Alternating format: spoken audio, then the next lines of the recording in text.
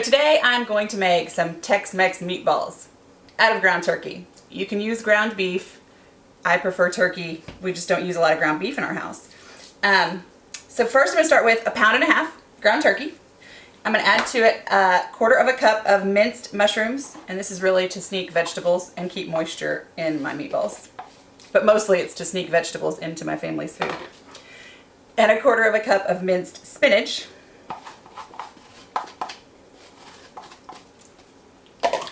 I'm going to mix that together. And I use my hands when I make meatballs just because it's easier for me.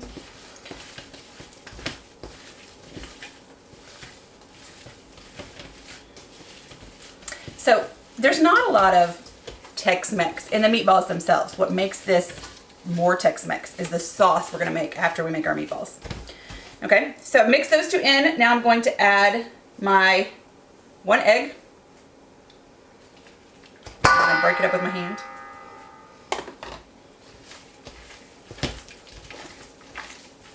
Then I have 1/2 cup of panko breadcrumbs.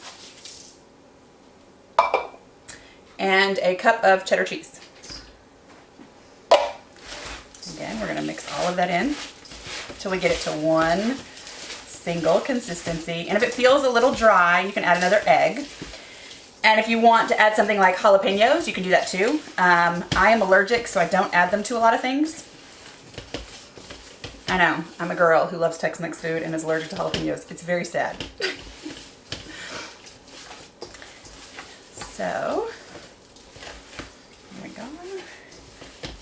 Now I'm going to add our seasonings. I have a teaspoon of salt. I have 1/2 teaspoon of white pepper. I have a teaspoon of ground cumin. And then I have a teaspoon of minced garlic. So all I do is mix all that in.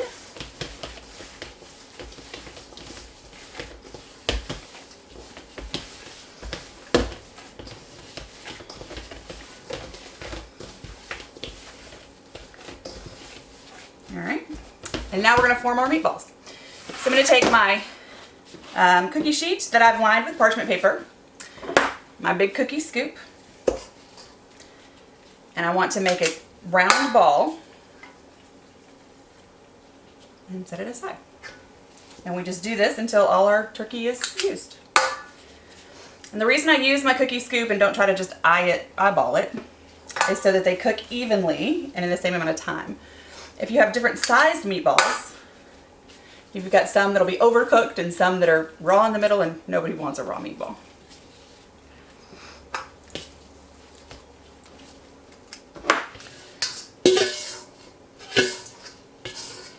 So it looks like we're going to get about 28 meatballs out of that 1.5 pounds. And now we're going to go to the stove and sear them off. So I have my large saucepan on medium-high heat. It's about an 8 right now. I'm going to add to it a tablespoon of olive oil. Let that heat up.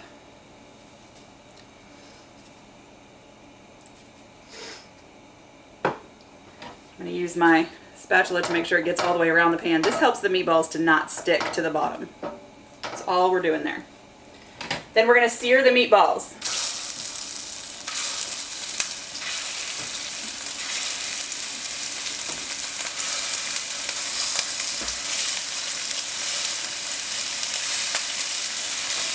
You want to get a nice crunch on each side.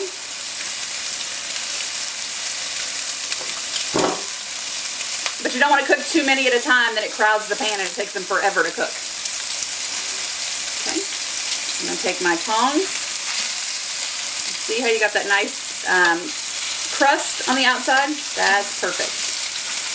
I'm going to keep flipping.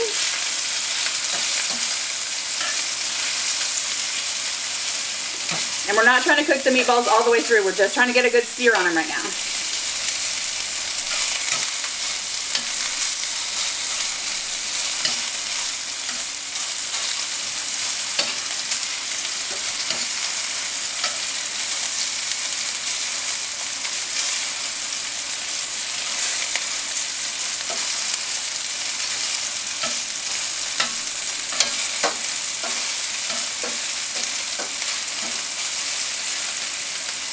we go. I'm going to transfer them.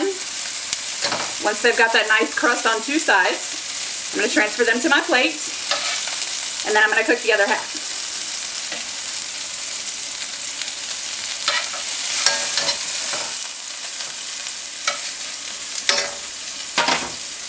Once we have the meatballs seared, it is time to make our sauce. And if you get one like that that's just stuck, a little jiggle, it'll move off.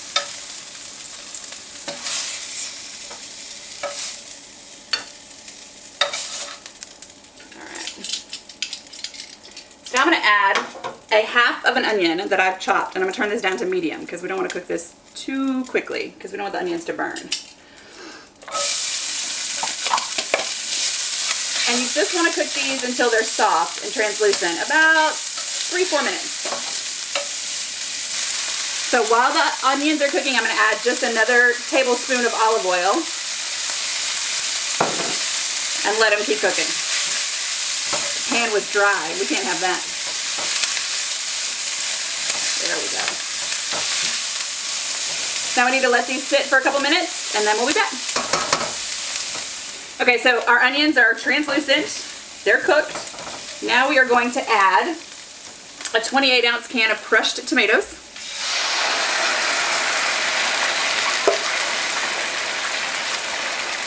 And I'm going to turn this down. Otherwise we're going to have tomato everywhere.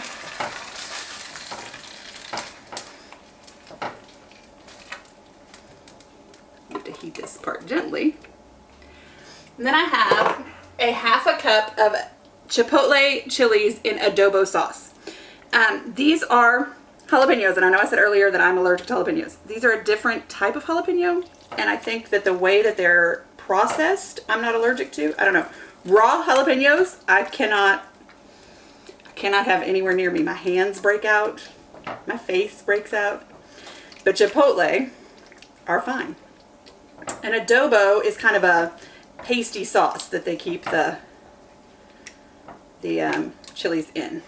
So we're going to mix this together. I'm going to bring this to a boil, and then I'm going to let it simmer for about 10 minutes. Okay, so what I'm going to do is, now that the tomatoes and the chipotles are mixed together, we're going to bring this to a boil, and then I'm going to put the meatballs back in.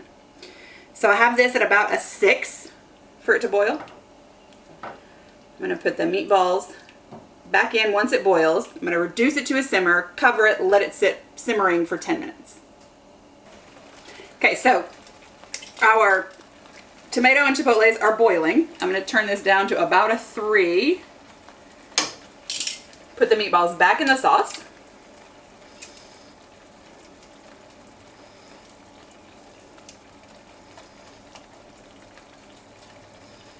You want them not piled on top of each other so that they can absorb that sauce.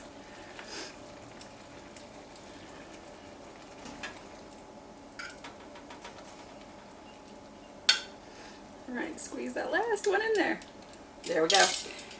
Now I'm going to reduce this to a 1 because I just want it to simmer. I'm going to put the lid on and let it sit for about 10 minutes. Our meatballs have been simmering for about 10 minutes. So our last step is I have a cup of Colby-Jack cheese. You can use cheddar, or you can use the Fiesta Mexican blend, whatever it is you have. It'll all work. And I'm going to sprinkle it over the top. If you want to use more cheese, you can. Cheese does not hurt anything. Ask my children, they'll tell you that's my philosophy in life. Then I'm going to put the lid on and let it simmer for another 2 minutes and melt the cheese. So our cheese has melted, our meatballs look beautiful, and now it's time to eat. You can serve these by themselves with like little cocktail sticks if you're having an appetizer. You can serve them on a roll if you want like a Subway sandwich, rice, mashed potatoes. You could eat them just by themselves if that makes you happy. And here we have Tex-Mex meatballs.